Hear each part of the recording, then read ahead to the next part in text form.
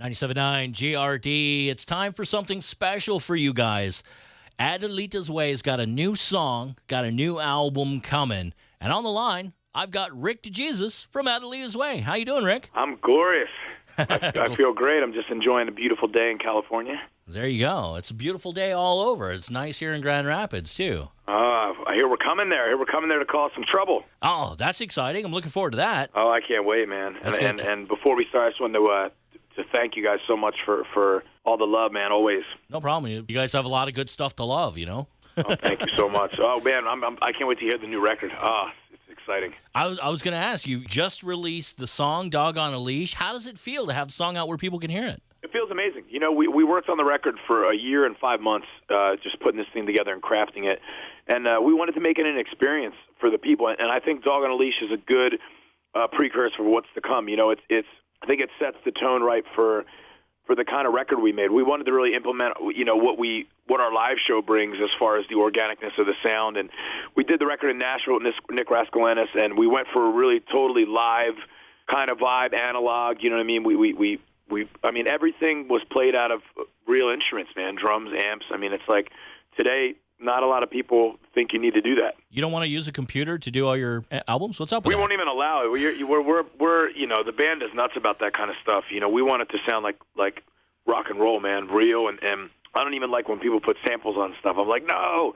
But that's the kind of record we made. We spent, you know, 7 weeks in Nashville in the cabin with Nick and literally ripping these songs apart and just really making sure we made an album that takes us to an elite level, you know. And that's exactly what it is. It's we put 13 songs on it, and it's an experience, you know, for people to get caught and lost in. How was it getting into a cabin and away from everything, making an album?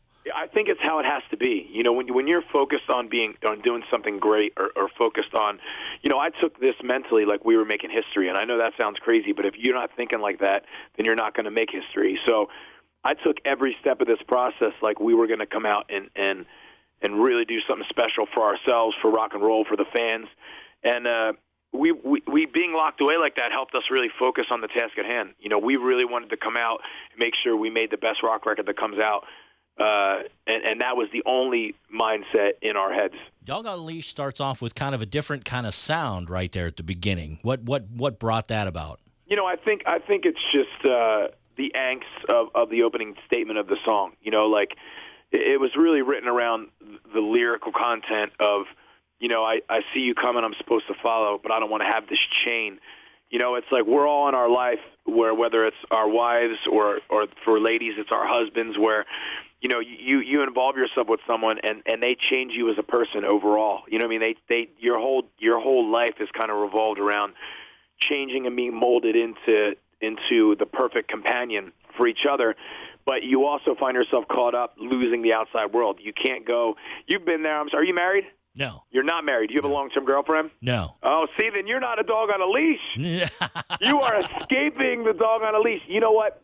If you've been in a long-term relationship or you've been married, you know, like there's times where you'll be like, hey, I want to go, whether it's just even going to the gym sometimes, but even like, hey, I want to go have some beers with my friends. The football games are on. I mean, you always have someone to answer to. You can't just get up and go. Sometimes you act like you're going to go, and then you realize you're chained to the house. You ain't going. It ain't happening. It ain't going down like that, Grand Rapids. There you go. Now, you guys did something amazing on the last album that made it like one of my favorite records. The album title was awesome, Homeschool Valedictorian. I love that. Can you slip us the name of the new album? You know what? I'll give you a clue to it, and just listen in the next couple statements that I make, and it'll be entrenched in there. But this album has an overall vibe and tone. And one of my favorite songs on the record is a song called Stuck, which I think is going to be a song that when people get lost in, it's going to change. You know, they're going to get lost in the lyrics. They're going to get lost in the music, and I think it's going to help people kind of get through some of their days. It's really special. So that's what I'll hint you with. All right, guys. So if you could figure out the album title from that, you're a better man than I am. Hey, I want to congratulate you too, man, on the gig, dude. Oh, thanks, man. You know, I appreciate that. I'm very excited, to be coming through Grand Rapids, and I look forward to hanging. It's you know, we're ready to come over and come dominate, really. Yeah, we're excited to have you guys come out here. It's going to be a lot of fun. Can you tell everybody the date of that show, or has that been announced yet? I think it's all, our schedule is still getting put together, and I don't know if I want to be the one that drops the hammer. I know we're playing with a band that they might want to do. Have they announced it yet? No. Yeah, see, I don't want to be. They'll be like, Rick, did you hear what Rick did? Damn like, that Rick. I can't believe he did that. Oh, man. Speaking of bands that you guys have toured with a lot of big-name bands. I have kind of an odd question for you. Everybody's got the crazy tour rider stories. What is, like, the craziest thing you've ever seen on another band's tour rider? You know what? I don't know if this is a tour rider question, but we went out with Guns N' Roses, and I remember walking into the building, and literally I walked in, and we were, like, getting our stuff ready because we thought we were going to sound check, and they're like, Axl wants no sound until he plays. Okay.